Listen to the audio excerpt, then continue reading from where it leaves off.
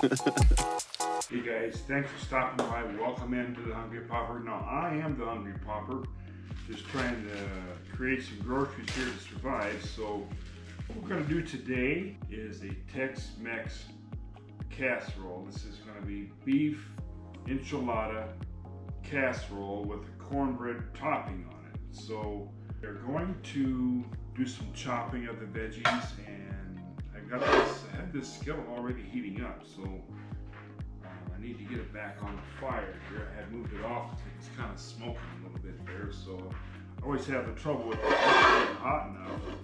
And what I'm going to try and do, I'm going to try and do everything in this one skillet. Now I've got out a 9 by 13 inch pan. We're going to go ahead and work on just putting it all into one pan. So that's warming up. So let's go ahead and chop up what we got here. And this green pepper was in the freezer. It was a leftover, I think, from last week or week before. Whatever, it doesn't matter. We're just going to go ahead and use it up because that's what it's in there for. I got some ice crystals on that, so we'll get it chopped up and put it in there. It doesn't have to be a fine chop, just a rough chop, because I like things to be a little bit rustic. I don't know about y'all, but we got my little scraper thingy here, and let's put a little oil in that there skillet. It's already still got some oil from when I washed it and then re-oiled it. Yeah, you know you're supposed to do that, right? So if you don't have a cast iron skillet, or a skillet that will go in the oven and be okay, you can prepare it in a skillet and then put it in the 9 by 13 to bake it. So let's use our trusty scraper there. And I think I better move that over for a little bit here. Let's turn that down. There we go. Let's let that cool just a little bit here. And I have a portion of a jalapeno I'm going to go ahead and use up. I had it in the freezer, so let's go ahead and use it up. So let's do that. Now this has been deveined and all that. All the insides are taken out, so it's not going to be near as hot as it would have been. So there's that. Let's get that thrown in there. And then, of course, you know me, we can't make a casserole without having some onion. And this is, now I was over there to Target last night, and this is one of 2 bags of the Vidalia I had left over there. So I need to sharpen this knife just a skosh here. So we'll run this on the steel real quick here. Now this is the good. This isn't the dollar knife from the junk shop. This is a whole set of knives from the junk shop. So this is Chicago Cutlery. I bought the whole set for like $14 a year ago. They've been good knives. Where's the hole for that? There we go. So let's see if that's any better. So we're going to go like that, and we are going to open this onion up.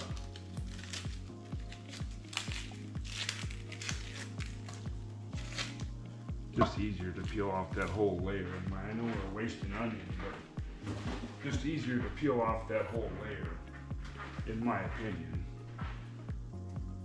So there's some onion skin. We don't need that. So now that's turned out. Let's see how that does. The knife's getting better. Looky there.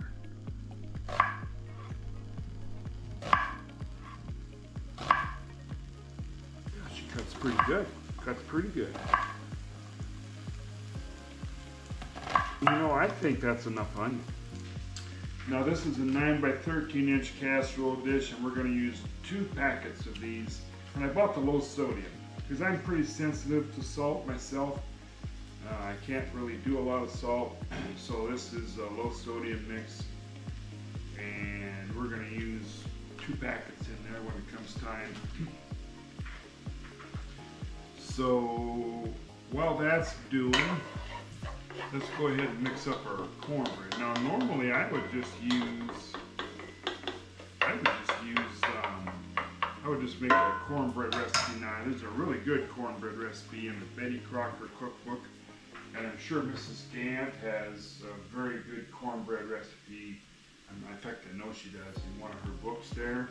I've got all 3 of her books.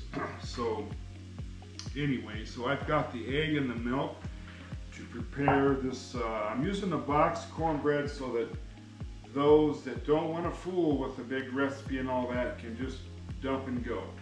Just dump and go. So somewhere there's a box of Jiffy mix around here. Here it is, right here, somewhere. So this was, I believe, 1/3 of a cup of milk and an egg. We'll get this ready to go, so it's ready to put on top when the mixture is ready to go. This is not going to take too long, guys. This is not going to take too long. So I'm doing this on Sunday morning, and I got to get ready to go to work here pretty soon. So there's that. Let's just dump that in there.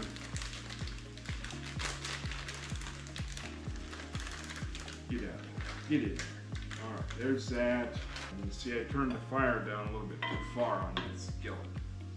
I keep turning the dial the wrong way. There we go. One of these days I'm going to get me a gas burner.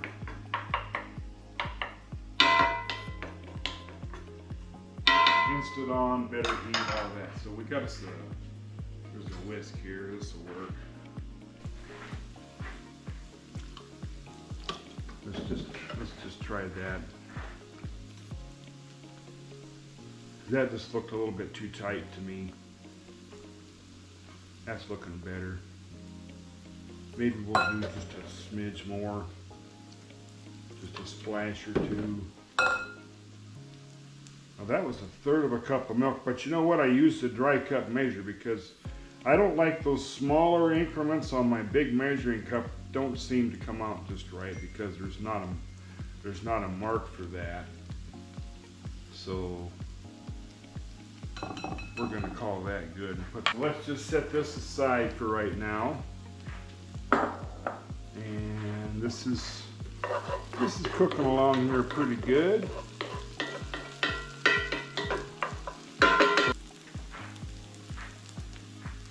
Okay guys, so this meat, if you'll recall, a while back I did a video on stuffed manicotti and I made a little pizza.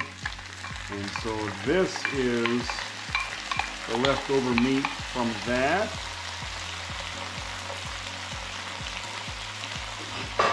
The meat is used up, so it's a little bit of hamburger and some Italian sausage. You know what? Put whatever you want in there. I'm thinking this is going to be just fine, and it needs used up, so it's going to be just fine, guys. It is going to be just fine. A few mushrooms in a Mexican dish, never hurt a darn thing. They'll eat. And here's a can of Hatch chopped green chilies, select, and they're mild.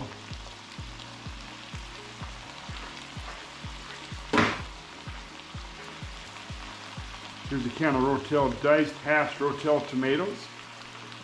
Put the whole can in there. And let's get this stirred up just a little bit here. So we got onions, we got some peppers, green bell pepper, we got a little bit of jalapeno in there, and we've got some Hatch, mild Hatch peppers in there, and some Rotel tomatoes. Okay, so and let's put our seasoning, our taco seasoning in there.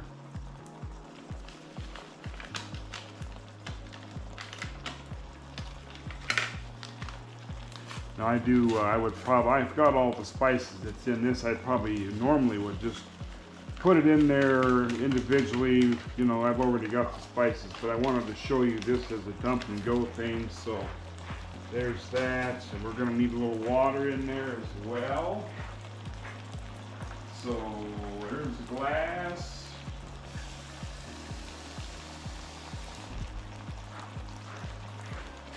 Put some water in there. That's only to mix things up, guys. It does not have to be exact, because it's gonna come together and it's gonna cook down.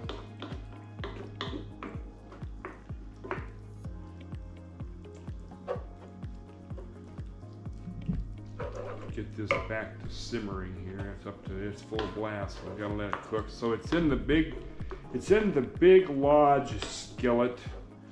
And looks to me like there's going to be plenty of room to put this cornbread. Now I'm going to show you something here that's a bit of a throwback to the recipe I was making when I was in Tennessee, and that is corn pudding. And so that recipe, maybe we'll make that one day, but that recipe called for Jiffy cornbread mix and creamed corn. And here's what we're going to do.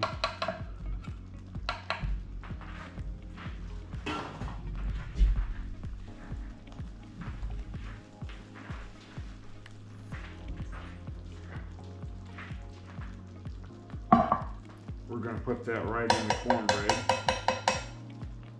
And I'm not going to bother to clean the can out.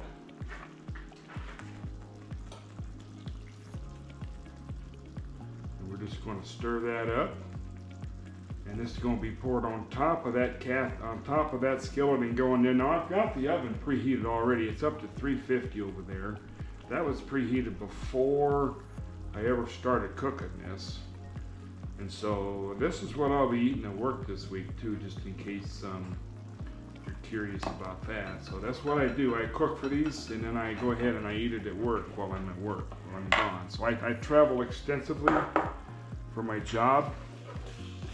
So this keeps me from eating sandwiches all week, and it's better than that. Now this would be a little carby, but it's all right. It is all right. So we're going to let this reduce just a little bit. And we don't need this. I had bought some salsa verde mild, thinking I might need to add to the sauce, but we don't need to add to the sauce. We're going to let this cook down just a little bit here. I just have a recipe over there on the other iPad for inspiration. And so, and my sister sent me one, and for the life of me, I cannot find that. She sent it to me twice, and I've somehow lost it twice. So there's that. Now, when that simmers down, when that reduces down just a little bit, we'll put the cornbread topping on it and put it in the oven. So I'll be right back, guys. I about forgot to put the black beans in. It kind of needs the black beans, so we're going to drain these real quick here. Just drain them real quick and rinse them real quick. Let's put them right in there. Now I just tasted that mixture, and that is very flavorful and it's very good. It's got a little, like some people say, I heard it said in the South a little bit, and I've kind of always said this my whole life, but it's got a little hwang to it. So there you go with that. So I got black beans in here. So this is a Tex-Mex enchilada casserole, and I think it's going to be pretty darn good, guys. Right here. So let's start pouring this around through there. This cleaned out, get it all in there. There we go, there's that.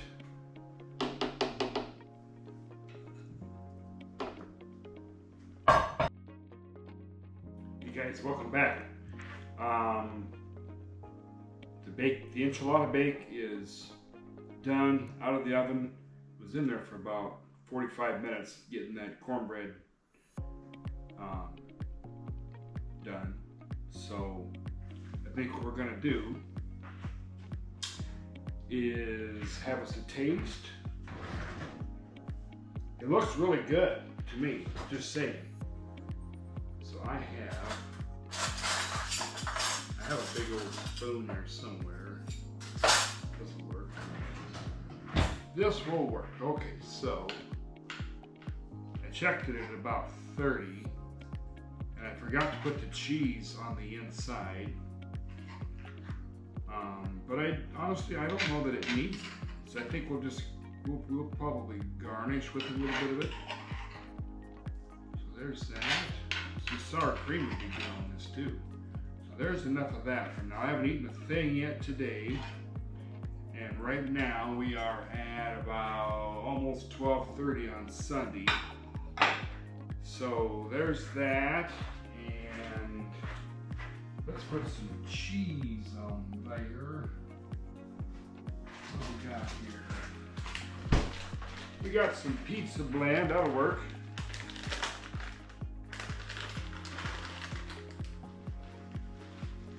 There, let's just garnish with some cheese. So there's that. I gotta say, that filling got a little wang to it, but it's not overly hot or overly obtrusive. It's very good. The sweetness of the cornbread and the cream corn in the cornbread all kind of settles it down just a little bit. You'll like this. Oh yes.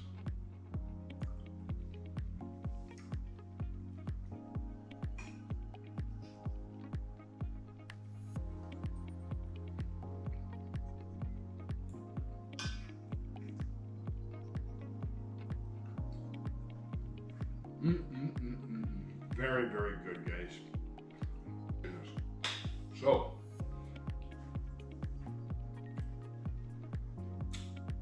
I don't know what to say besides, I wouldn't do it any different, and it's really good, and this is going to be on my list of regulars, I'll tell you that. It's very good.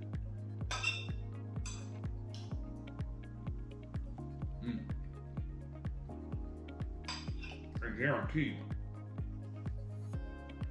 if your family likes tacos, if they like chili, if they like stuff like that, they will like this. Now, all together, now, I did up the heat to 400,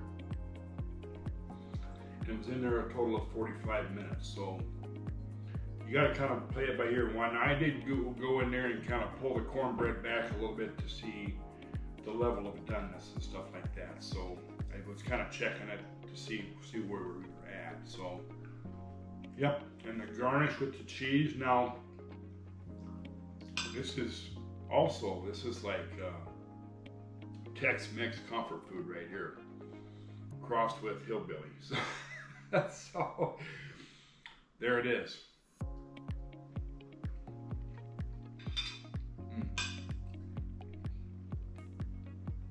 That little bit of sweetness from the cornbread, that's like the cream on top right there. That's pretty good. Very good. All right, so without further ado, I thank you. Thank you for watching my videos. I really do appreciate that.